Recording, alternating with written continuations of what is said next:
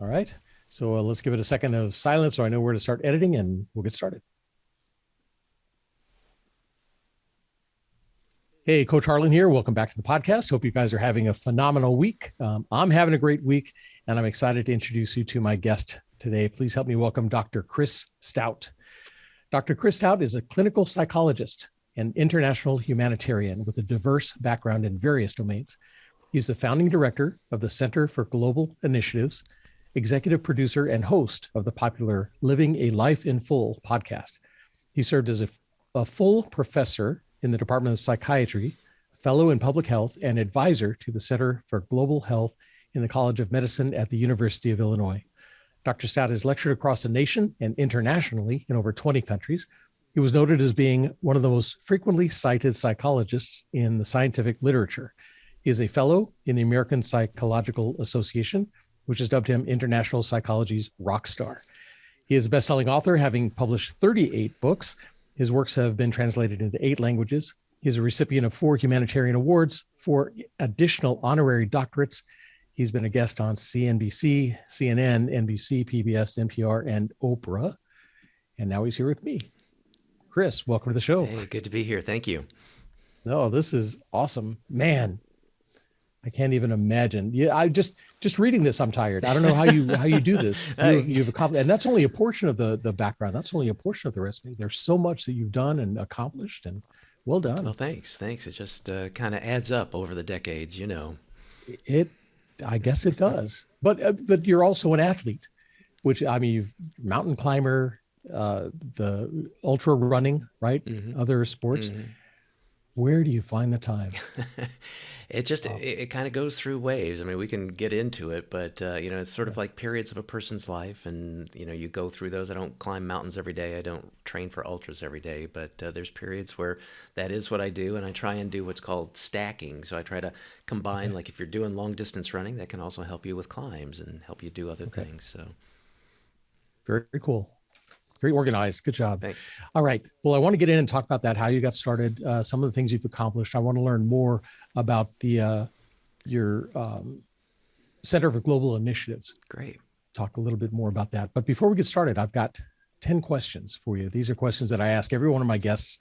Questions made famous on the TV show Inside the Actors Studio, where the host James Lipton asked these same 10 questions of his guests from Hollywood TV, film, and stage.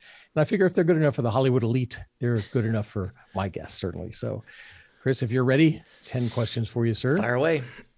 All right. Question number 1. What is your favorite word? Dad. Okay. What is your least favorite word? Retire.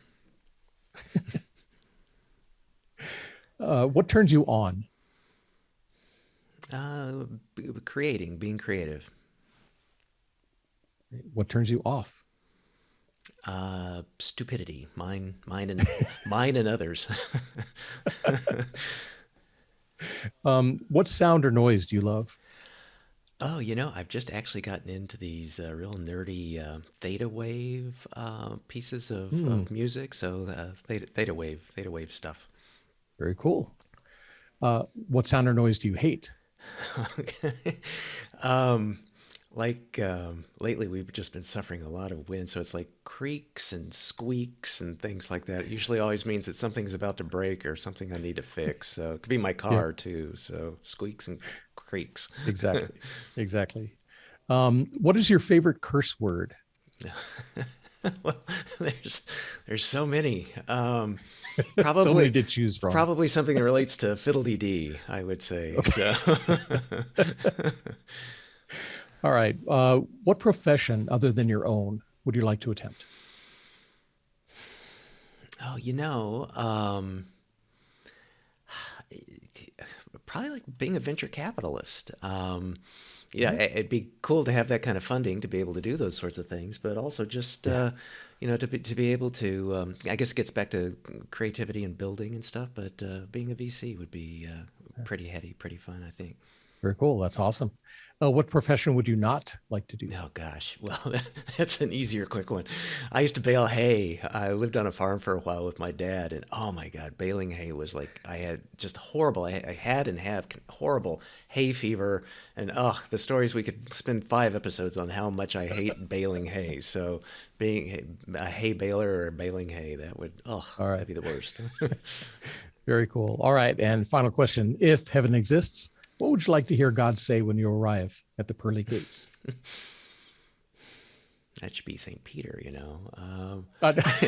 Yeah, God's not opening his own gates. Yeah.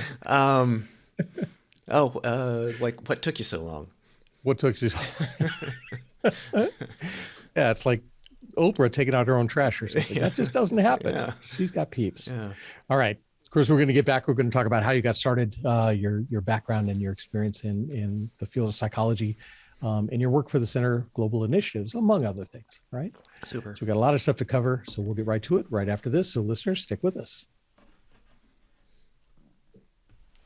And I'm back with my guest, Dr. Chris Stout. Chris, thanks again for agreeing to be with us. Where are you at these days? I am literally in Egg Harbor, Wisconsin. So on the peninsula, it's called Door County. So we're experiencing some very nice, pretty snow in 40s. So actually, it's good enough to go for a run after this. So that's what I'm going to do. That's what I have planned. Very cool. Yeah. Yeah, I grew up in Southern California. We didn't really get weather. Good for you. We had, they say we had 4 seasons. There's fire, flood, earthquake, and drought. Okay. So, I hear you. Yeah, not big on the snow, Yeah. but very cool. So tell me about how you got started. I mean, at what point growing up did you decide you wanted to go into psychology? Was that something that, like, in the family? Do you have other people in the family? No. My paternal grandparents didn't even graduate high school. No one in my family ever went to college till me. But there's still a value in education, and probably kind of embedded in that was an ethic for hard work and whatever that might be, like baling hay. I lived with my mom. My folks were divorced before I was 1 year old, and I lived in urban Dallas for about the first 10, 12 years, and then lived with my dad in very rural Indiana another 10. And I kind of realized that, unlike Green Acres, I was not cut out for farm living. So got into, and again, my folks were supportive. They didn't particularly say go this way or that way, but I actually started off as a math major as an undergraduate. So I had a double major in math in high school and very much enjoyed that. And back in the day, I was interested in computers, but computers really weren't quite what they were back then as they are today. And there wasn't even computer science. So that's how you start off to get into it, was via math. And long story short, I kind of realized that I wasn't really cut out for coding and writing Fortran and COBOL and doing deck tins and punch cards. We didn't even have monitors, It was like it was very, very like the Neanderthal era of computing. So took a psychology class, really liked that. Simultaneously then, that was in the School of Science, was where math was. But people said, I also had an interest in science and an interest in art. So they said, oh, you should, get into architecture. So I transferred to the School of Engineering and Technology, which had a lot of nice overlaps with my courses, and got into that, got actually an associate's degree in architecture and very much enjoyed that. But again, looking forward to the future is like I wasn't going to be putting a new line down on a piece of paper to draw anything novel or unique. It was all going to be renovations and rehabs in the 1970s and early 80s, and took this psychology class and loved it, and took another psychology class and loved it, and looked forward to the class and looked forward to studying it, and bought extra books and stuff. And long story short, wound up getting the associate's degree in architectural technology, transferring back to the School of Sciences where psychology was, and wound up, I think, with like 52, 56 credits or something just in psychology. I took, I think, just about every psychology class they had. And the classic, what do you do with an undergrad degree in psychology? You apply to graduate school. So that's what I did. And thought I would got into a clinical program, which was kind of tricky back in those days. It was easier to get into medical school than it was to clinical programs in psych, and there's like umpteen different flavors of psychology PhDs you can get, and liked that.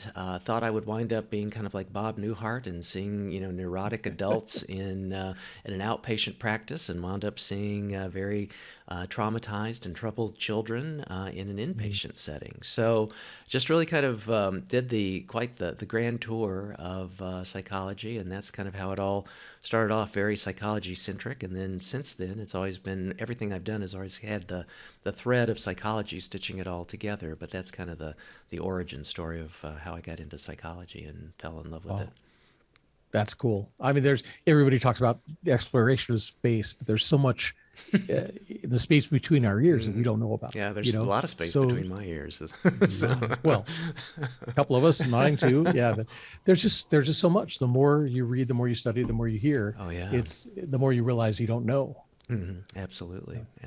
And I think there's been with COVID and everything, there's been a greater awareness and appreciation of mental health kinds of issues when we take a look at it just from the mental health side of things. But certainly psychology plays a role in design, psychology plays a role in, just so many other kinds of aspects of our lives. But I think there's a greater appreciation, and maybe from the clinical side, a little less stigma than maybe what there used to be. Absolutely. Yeah. My background is organizational change management. Mm-hmm. And so working with organizations, there's a lot of psychology that goes in with the changes, things that impact businesses. So very cool. But you held an academic appointment, Northwestern University, representative to the United Nations. I mean, you've been everywhere. That is awesome. Did that come from the books? Because like you said, the 38 books you've written. Yeah. Is that kind of where you got known? Yeah, they all kind of conspire in a very nice positive kind of way. And again, just being kind of, having this itch and always wanting to scratch it within psychology and learn a smidge more here and there.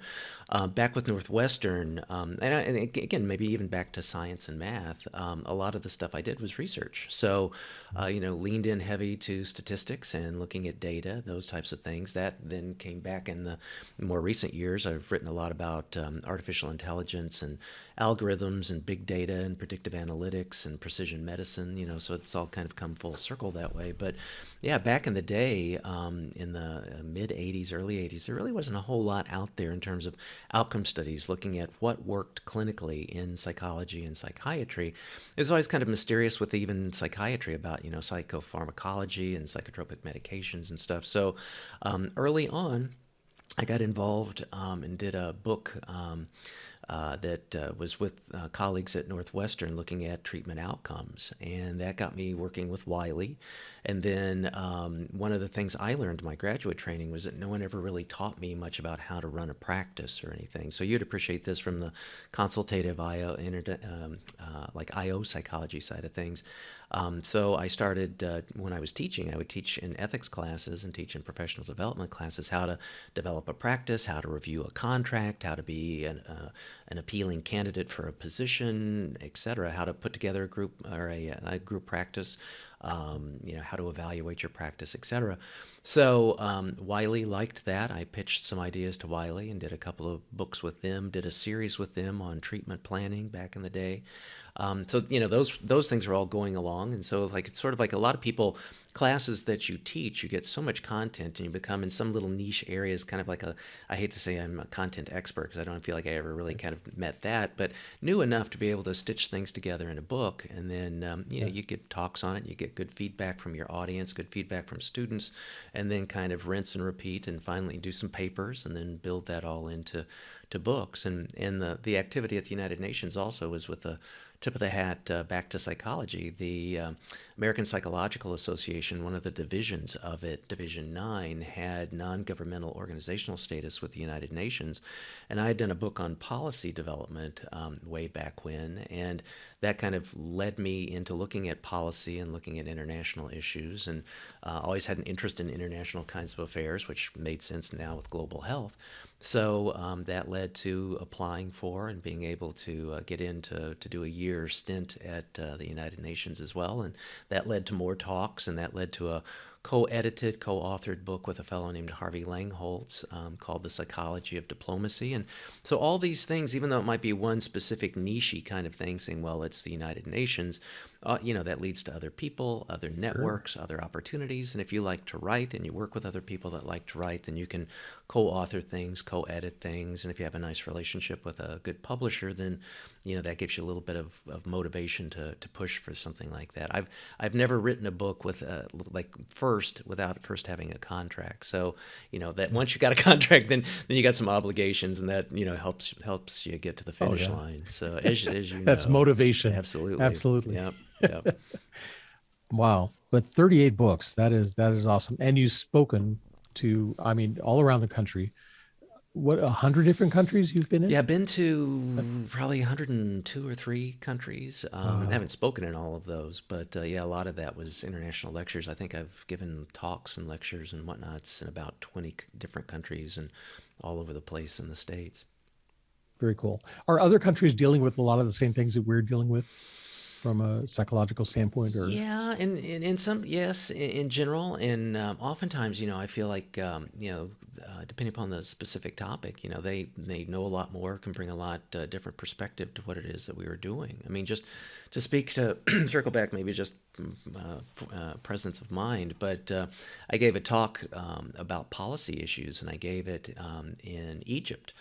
Years and years ago, and it was very eye-opening to me, because it was one of the first times I kind of started to eke out outside of psychology kinds of talks and psychology conferences and things. It was very multidisciplinary in terms of the audience, but it was also multicultural, and it was probably one of the first international talks I'd ever given, and it was so eye-opening, to me, to have this, parochial kind of perspective, and also a greater respect, more so when I've done humanitarian mission work, but to not have this hubris of West knows best, or, that, we know everything, and we come over and we'll, teach everybody else how to do it.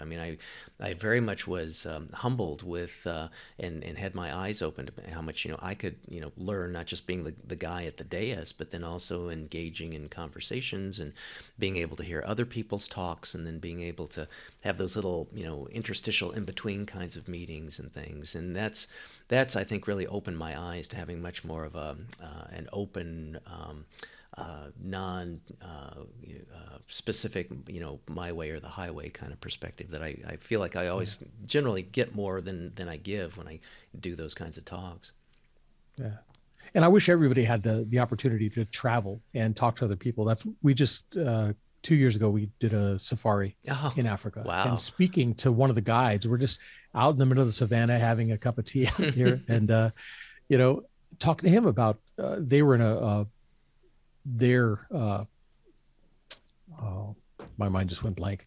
They were getting ready elections. Elections at the time, and how their electric policies and everything like that, and the policies we have here and the things that we've gone through, how similar they are, and then how different their perspective on things was so much different. But it was amazing after having those kind of discussions, with somebody. I bet. It's like, wow, we are all pretty similar, the way we think and the things we want. Yeah, it's nice. That's neat to see.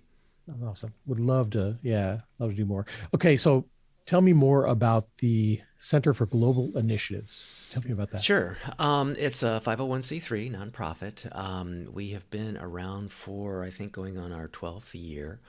And it's, you would appreciate this again from organizational consulting. We started off, I just to get maybe even further back to the origin story. We started off I got involved with kind of I kind of refer to my career as being like Mr. Magoo, kind of going off in all these different directions, and hopefully things turn out okay. And I had done some international mission work working with other organizations, and really enjoyed that, and again felt like I got more than I gave, and got involved in doing those kinds of things. And on a climb that I had done back in '92 in Kilimanjaro in Tanzania, met a fellow who was a porter, and he was working his way through seminary making money as a porter. And long story short, we just hit off this relationship that we have to this day, and we wanted to, me and my friends and other people I told about his work. He went through seminary, and then became a chaplain at 2 hospitals. Got involved with nurses training and a variety of other kind of build-outs there. Got involved with orphans, AIDS orphans, and was developing programs for them. And then again, I'll skip because it's 12 years worth of stories, but he developed a kindergarten that we helped support and put that together, got approval from the Tanzanian Ministry of Education, and that's been kind of like our big sweet spot. So we tried to, as a nonprofit, do different kinds of projects in different areas. So we have one in Cambodia. Well, we started in Cambodia, Benin, Bolivia, India, and then Tanzania. And we got to it, and everything was going along just fine. And we got to a point where someone came to us. And I should also say, too, back to the hubris issue, we never picked a spot. People always kind of came to us. They knew what we were doing, or we had friends and networks and stuff, and said, hey, could you help us out here in Benin? Could you help us out here with this project or whatever? And if we could, we tried to. And if we couldn't, we tried to connect them with someone else that maybe had better skills and contacts than what we had. So we got to this point where a married couple who were both surgeons from Ukraine came to us, and they were applying for a grant with USAID to work in something called internats in Ukraine, in Kiev. And we looked at the project, and it was going to be a 3-year commitment for our part of it. It was going to be baseline assessments, looking at what's called, there's a thing called ward atmosphere scales, which is a psychological tool to look at atmospheres of different kinds of places. Could be a business, could be a ward on a hospital, could be a neonatal unit, it could be, whatever. And so that was pretty much going to be in my sweet spot in terms of expertise. So we looked at it, and it would require having to be in Kiev probably anywhere from a week to 10 days, 4 times a year, once every quarter, for 3 years. And, we all have day jobs. Our nonprofit, no one gets paid. I don't get paid a cent. We all donate our time as volunteers, and every donated dollar goes into the work, et cetera, et cetera. And I just thought, oh my gosh, I'm going to go home and tell my family, guess what? For the next 3 years, I'm not going on spring break with you, or, it wasn't sustainable, and no one else, was able to do that as well as any of our volunteers. So for the grant actually didn't wind up getting funding. It just USAID grants are very difficult to get, but it kind of became this wake-up call for us. And so I gathered our board together, and I said, I felt like I just, honestly, Harlan, felt like I'd, tripped over my own feet kind of right out of the gate. Here we go. We got all these things. We were, it's heady, it's exciting. Things are going well. And then we get to our 5th, 6th project, and it's like, we're out of juice, out of fuel. So, we decided to pivot, as many companies and startups and others do, in the for-profit as well as, I guess, non-for-profit. And my board kind of, calmed me down and patted me on the head and said, we've put together a lot of tools and a lot of things. We've learned a lot in this process, and we can make that part of what it is that we do. So now what we do, we continue with our first partner, Reverend Father Alois Ruru in Tanzania, working with the 2 hospitals and working with the orphanage, et cetera, and the kindergarten. And now we also help others build out their own projects. So this year, 2021, we revamped our website hugely. We have everything on there is free. There's no paywalls to anything.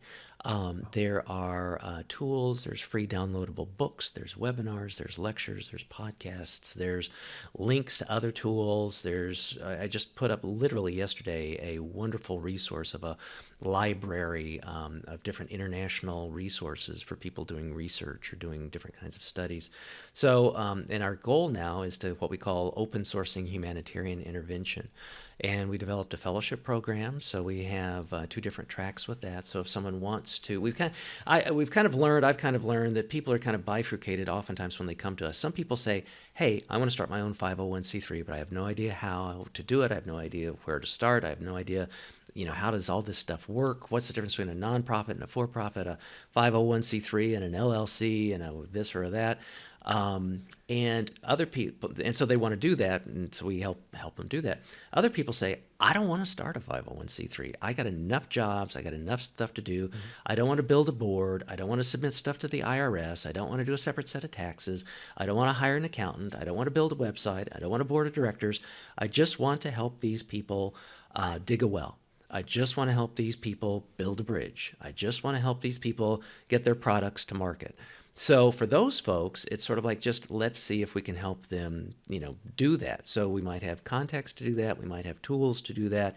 We could act as a fiscal intermediary and not take a nickel from them. But, if people want to make donations, they can donate to us. Then we give all those dollars to them. But whoever does the donation gets a tax deduction because we're the nonprofit rather than Joe's Road in Timbuktu, that type of thing. So, and that's what we've been doing ever since, and helping with help with you today to kind of help spread the word and get that out there for people that are interested in doing that. That is cool. Do you have people reaching out saying, hey, I have this great idea, but I don't know how to get started? Absolutely. With it? Yeah. All the time. Nice. A lot of time. And it's kind of neat. I mean, it's some folks that are kind of maybe, ex-career kinds of things, fourth career, fifth career, or they're retired, or they have some time, or they have some interest or some passion, and now's the time. Maybe COVID kind of opened their eyes to pursuing that, and they're maybe the older ages. And I have a number of people that reach out, that are like undergrads and saying, hey, I want to go to graduate school and get into the nonprofit area. What should I do? And I have graduates that say, hey, I just graduated, in whatever, political science or women's issues or something like that, and now I want to go start a nonprofit. Can you help me out and do that? So it's really kind of exciting to kind of see the variations in that. To say it's not just, to me, it's nice that it's so broad spectrum in terms of areas as well as age groups and places in life, that it's never too late and it's never too soon. Very cool.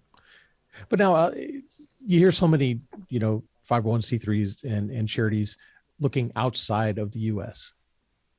Why is that? Is it the tax laws here that interfere? Is it the federal laws or something? You mean like in the sense of starting one outside of the United States? Or helping, we're going to a foreign country to dig a well. Yeah. There's a lot of places here that could use help, but it seems like there's restrictions, more restrictions here. That's a great question. A couple of different ways to answer it. In a strict, thank you, tip of the hat to our volunteer attorneys who have taught me this. The designation 501c3 is strictly a United States Treasury IRS designation. There is no such thing as a 501c3 anywhere outside of the United States because the Department of the Treasury doesn't exist outside of the United States. So other countries have their own flavors of it. So that's why you might hear the term NGO, like non-governmental organization. A charity is an NGO because it's not part of the government. And it's just kind of a broad spectrum word to be able to use. You could have an NGO that's based out of Cambodia or an NGO that's based out of Atlanta. So whatever.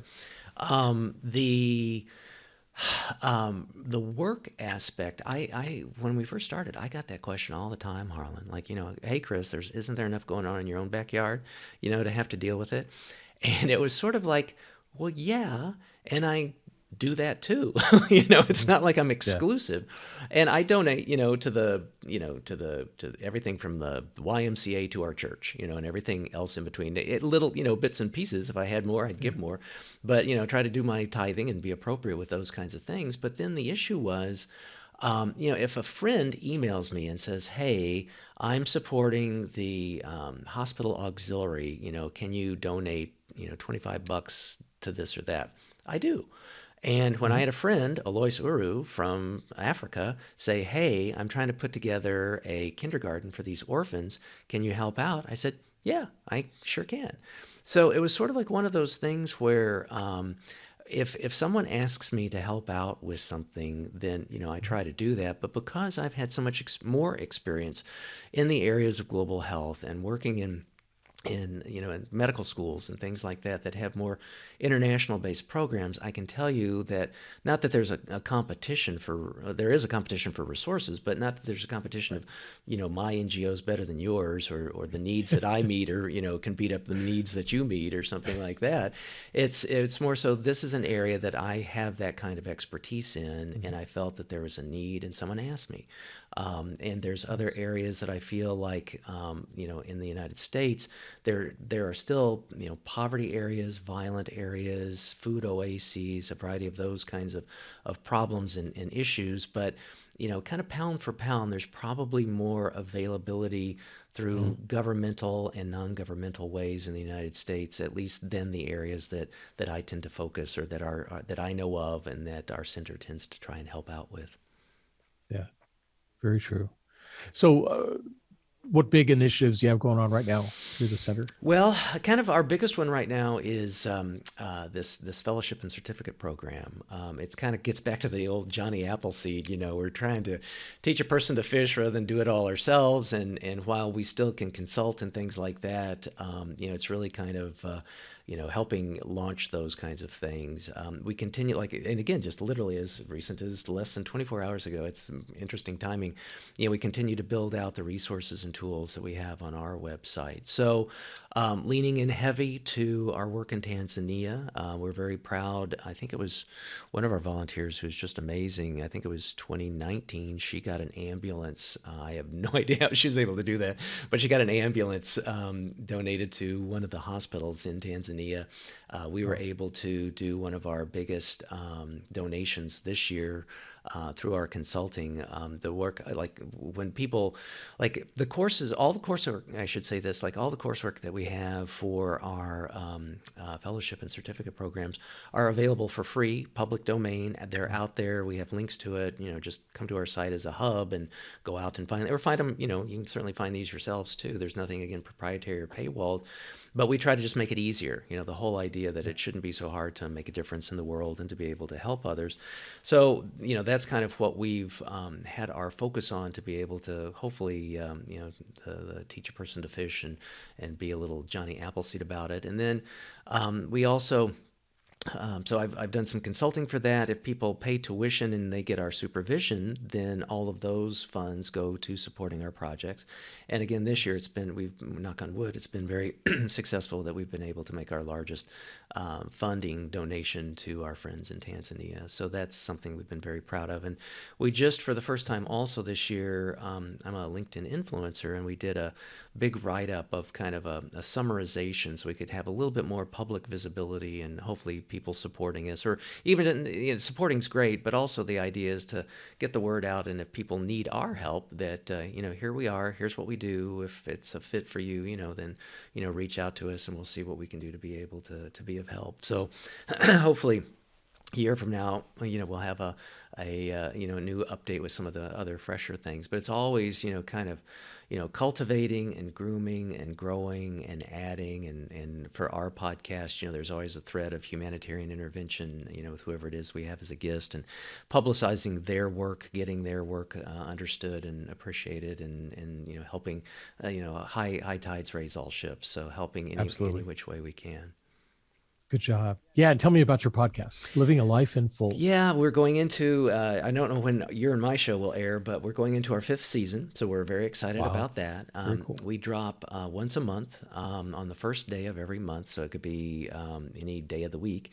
And it's gone really well. We've really grown, I'm proud to say, and freaked out by it. It's so weird and cool. I'm going to jinx it or something, but we got listed as one of the top 5% podcast by Listen Notes.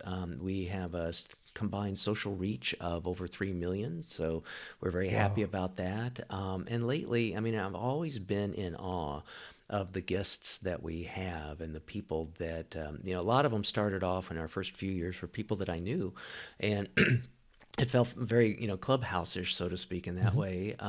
And now I think, just some of the most recent people, I feel like now I could call them friends. And even as well with, you, Harlan, but having that kind of visibility and having the ability, people will now that have been originally strangers to me, that have authored, like a great book or done, some very interesting kind of project, that have made their way to our show, will reach out to me and say, hey, would you be interested in, meeting so-and-so, I think they'd be, they've got a new book coming out, or, here's, John Gertner, for example, was introduced to me by William Green, and now they're I'm super fan of them, and they, keep, connecting off with me and telling me little tidbits like I would do any other kind of friend. It's like, oh, like, it's like, you really like me, so, and those are very motivating kinds of things. I mean, you feel like there's nothing worse than like being in an echo chamber or feeling like it's a message in a bottle and wondering if, am I getting any, traction? Am I just, feeding an ego need or something versus actually providing some benefit? And those kinds of things are little bits and pieces of evidence that make me feel like, perhaps we're on the right track, and it's nice to help give voice to others. Absolutely. 5th season. That's pretty good. Yeah. I've just, you were actually podcast episode number 115. Whoa. So I'm going after it. Congratulations, man. Wow. Woo. That's good. Woo. Started in January. So I've been doing 2 or 3 a week. I remember when you and I were first talking, but it was sort of like, oh my gosh, your cadence is impressive, my friend. My gosh. You're out climbing mountains and saving the world. And I'm sitting here doing podcasts. Oh man. Wow. Tip my hat. No worries. So courage, where did you find the courage to step out and do this? You could have, like I said, easily found a job, maybe had a little practice in some small town or something like that, helping people. And yet you've gone above and beyond. Where did that come from? Oh my gosh. That is really a great and deep question. I don't know. It didn't necessarily feel, gosh, I don't know how to say this without like saying so highfalutin, but it didn't necessarily feel like an option, so to speak. Okay. I did have a mentor early in my career who said, you know what, all the stuff that you do is always behind the scenes.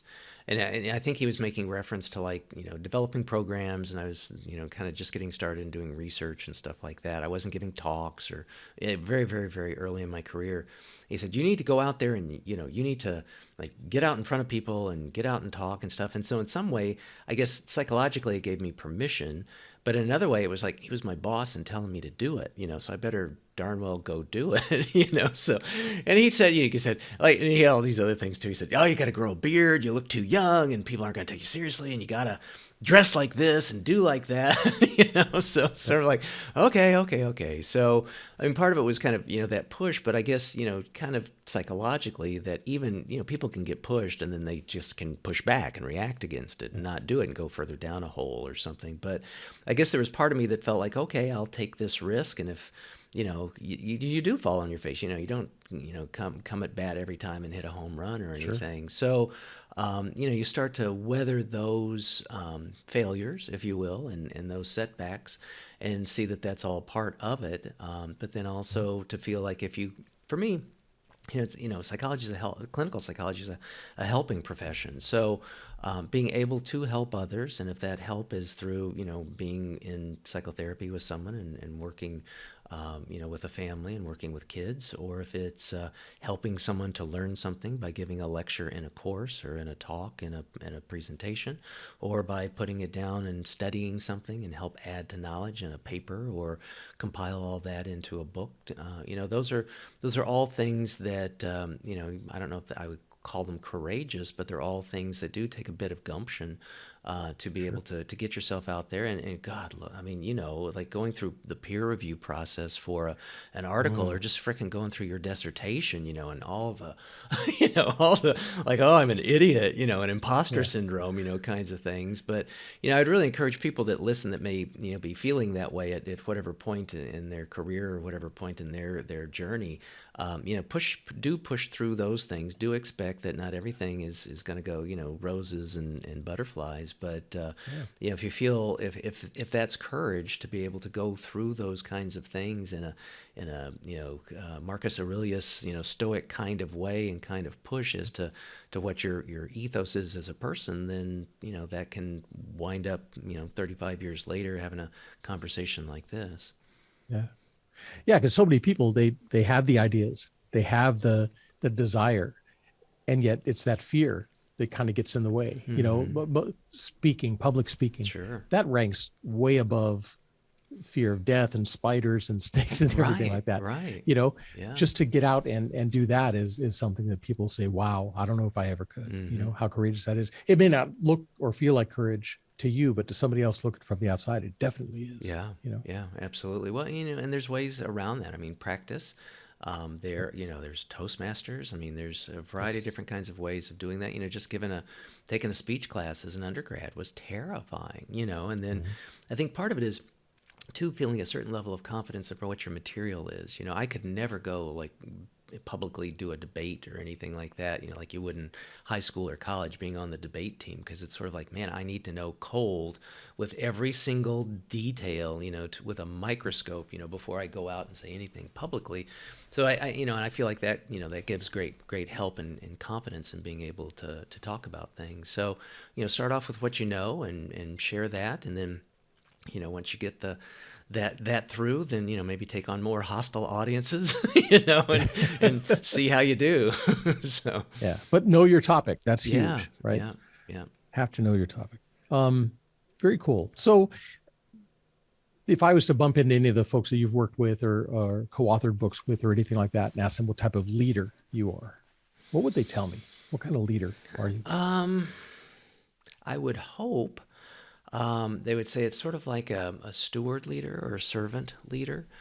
When I've ever been in positions where I've been a director or a C-suite person, there's always sort of like certain level of terror that goes along with that because of the level of responsibility. But I think it's I feel like for leaders, and the courage around that is to have support those underneath you. I mean, it's sort of like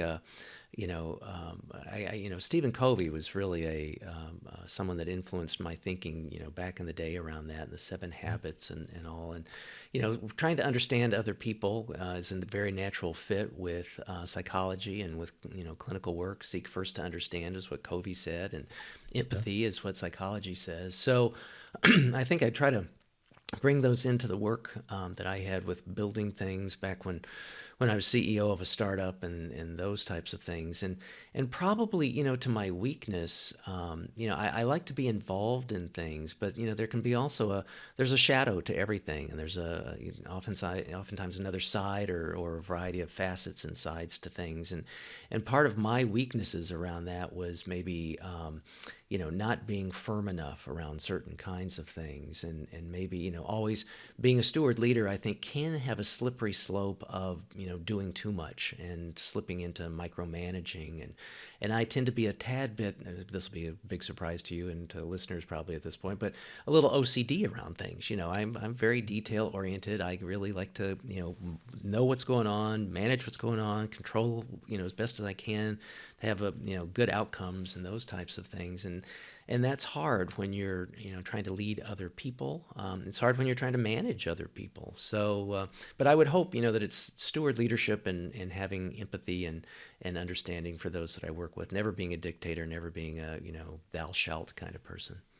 Yeah, that never works out well. Yeah, and not for me especially. So is COVID, I mean, it's affected everybody. It's impacted everybody. A lot of businesses are struggling now. Do we make our employees come back to work? Do we enforce this or that? There's so many different things that are going on. What kind of, like, I don't know, encouragement or words of wisdom could you give to businesses on how to deal with their employees in a virtual environment? Yeah, that's a great question and hard answer. There's so much variance depending upon what that kind of work is.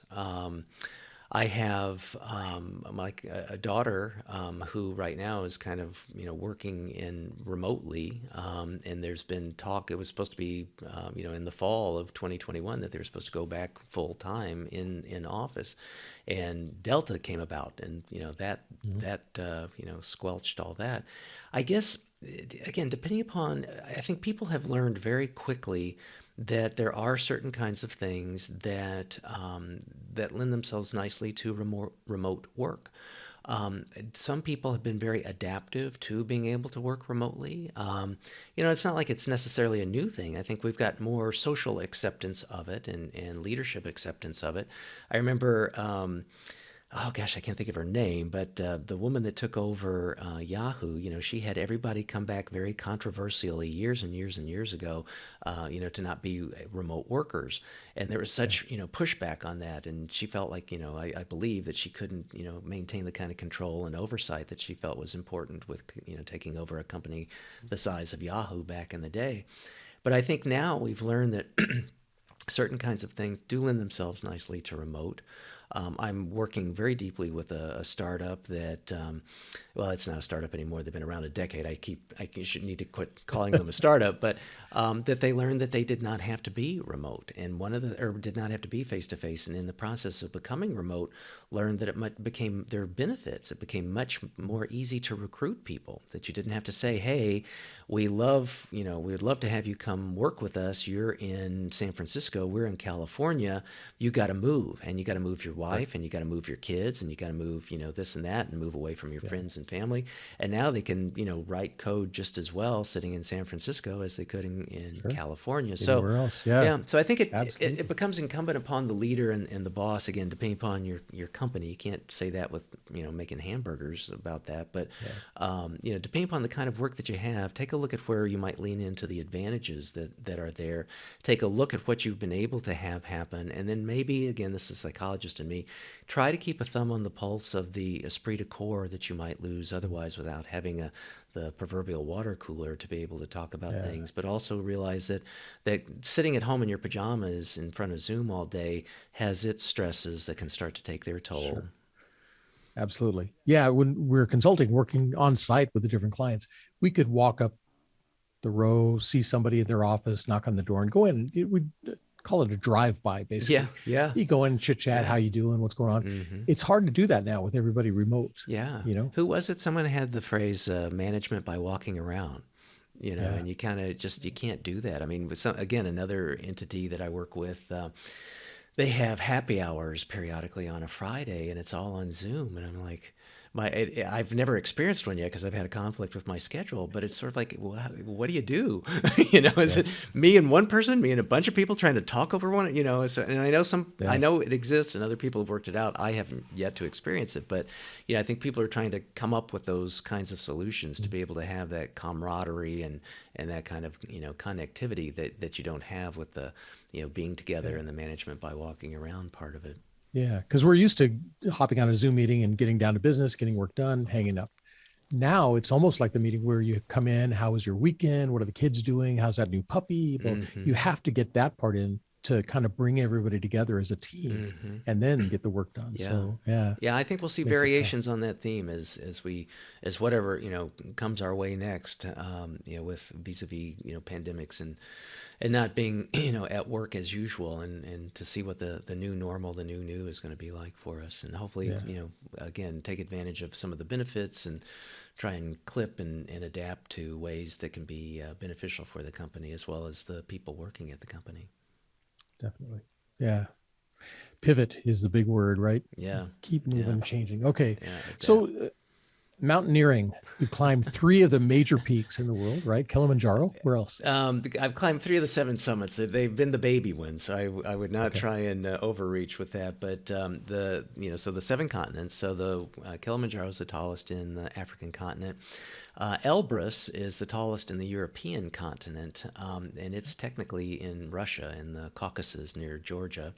And very easy is Kosciuszko in Australia. So, and it's basically total. It's a hike. It's you could probably do it, sometimes a year in your tennis shoes and shorts practically. But yeah, so those were kind of the easy ones, so to speak. And then again, I always tried to kind of pair those up with other kinds of, like I was given back to your thing, how do you get so much done? Well, got invited to give a talk, and the talk was in New Zealand, and it was like, well, if I'm already in New Zealand, I'm that much closer to Australia, and I like to climb, and it doesn't take a whole lot of technical prep or equipment to be able to do that, so I'm not like schlepping over, crampons and ice axes or anything. So, Yeah. so that was easy enough to do that, and I had gotten maybe, I don't know, 2, 3 years prior to that, scuba certified, so I got the Nice. opportunity to dive the Great Barrier Reef while I was there as well too. Nice. Because again, once I'm in Australia, then what's the Hmm. likelihood of me being able to come back? So it's just, back to the secret sauce of trying to do these different kinds of things. It's just being opportunistic. If there are certain kinds of things that are an itch you want to scratch, and you have the Yeah. opportunity, you're already that close to a place, or already maybe a certain level of fitness, or this or that or the other, that just to try and take advantage of that, get a couple of birds with one stone, or trip, as it were. Nice. That's what I'm trying to tell my clients all the time. If you have a plan and you're prepared, those opportunities present themselves. You can take advantage of them. That's right. That's Absolutely perfect. true. Yeah. Good job. So what's next for you? You've got so much that you've Ay, accomplished ay, already. What's next? ay. Oh gosh, it's there's certain little fun things that have had to kind of go on hold because of not being able to travel. We did a major move with COVID and with being empty nesters, my wife and I. So that was kind of good timing because we couldn't kind of go anywhere else. So we spent basically 2020 kind of selling one house and moving into a second home, and kind of updating and doing all the kind of work and things like that the second place needed, because it was just a vacation home, so you didn't need to do certain kinds of things that if you lived there full Yeah. time you needed to do. So I think, honestly, I have started. I have this thing that I call the list. That's kind of like it's a checklist of stuff I want to do, but it's also I keep track of all the stuff that I did do. Again, being a little, on the obsessive side and liking to have details and things like that, and keep track of all this stuff. So there's a few trips I want to take, just for fun, and I probably Yeah. also will. Probably there's a couple of things I've been working on writing wise. I have a chapter that I'm co-authoring, finishing up on a new book that I hope will be coming out in 2020. It can't be less. It can't be longer than 2022. So I'm looking forward to that coming out. I suspect that will probably lend itself to doing some more professional talks and things like that. Continuing to build and add to CGI, and collaborating and working with others and supervising some of the fellows and people in the certificate program. Continuing to write for LinkedIn, and continuing to build out the podcast, and kind of rinsing and repeating those kinds of things. But I think I hope, again, pandemic willing, to be able to get a little bit more travel in, and do some of those fun kinds of things, as well as maybe some physical challenges that are going to be. I'd like to do the Camino del Santiago. I don't know if Oh, you know that one, but yeah. yeah. So I would like to do that, which takes some time. And now that I've kind of got a little flexibility in my time, there's things like that I'd looked at, actually even Aconcagua, but in my initial research of it, it was sort of like, oh, it takes like 18 days just to acclimatize. And I thought, Wow. okay, I kind of have that time now, but it's like, I hate to sound like such a nerd, but it's sort of like, I can't, and I know, there's Wi-Fi everywhere and all this, but it's just like, I don't know that I could take 18 days off of not writing, I mean, they're just sort of like, and again, I'd still be away from my Yeah. family and stuff too. So I don't know. I'm kind of in a gray zone right now of certain kinds of things I didn't even think about as possibilities. Now maybe are going to be possibilities in 2022 or 2023. So how about you? What's Yeah. what's on your I, docket, man? we definitely want to get back to traveling. It's been a while. We want to see the Northern Lights, so we're thinking of Oh, going to either Iceland or somewhere up in that area. beautiful. Um, Good. the Machu Picchu and the Mayan ruins. We want to go down there, and then Australia and New Zealand is Wonderful. on the list. Good. Well, you'll have to So do one of the seven summits while you're there. So just start prepping. yeah, it won't take a whole lot. So Yeah, good for you. Oh, start prepping. you'll enjoy all those. That'll be a Awesome. wonderful trips, man. Definitely. Very cool. Well, Chris, this has been awesome. I really appreciate you being on the show. If people want to learn more about the Center for Global Initiatives, how can they do that? What is the website there? It is Center for Global Initiatives. It's a bit of a string, but it's that simple. Easy for me to say. Centerforglobalinitiatives.org. And then just ping me on LinkedIn. We're on all the socials. Our podcast again is Living a Life in Full. We're on about 30 different platforms there, as well as YouTube and Vimeo. We do have a website. It's called alifeinfull.org. All of our episodes are on there with show notes. So if you just Google Chris Stout, Life in Full, something like that, it'll probably pop up with everything for the center, our fellowship, anything like that. And again, please do, happy to have people reach out and follow on LinkedIn and keep up to date. I tend to produce a lot of content on that, and real happy to connect up with people any of those ways. Very cool. Good job. Well, I'll make sure all of those links are in the show notes. Appreciate it. And again, thank you very much for taking time out to talk to us. Oh, it's been great, Harlan. I really appreciate it and appreciate your work too. Thank you so much. Yeah, thank you. All right, listeners, hope you guys were taking notes. A lot of good information here, and definitely check out the Center for Global Initiatives and get involved, right? Doesn't take much, just get involved. Get out there. All right. And if you like this episode, make sure you share it with your family, friends, and colleagues, and stick around because there's always more coming. That's it for me, Coach Harlan, saying so long for now.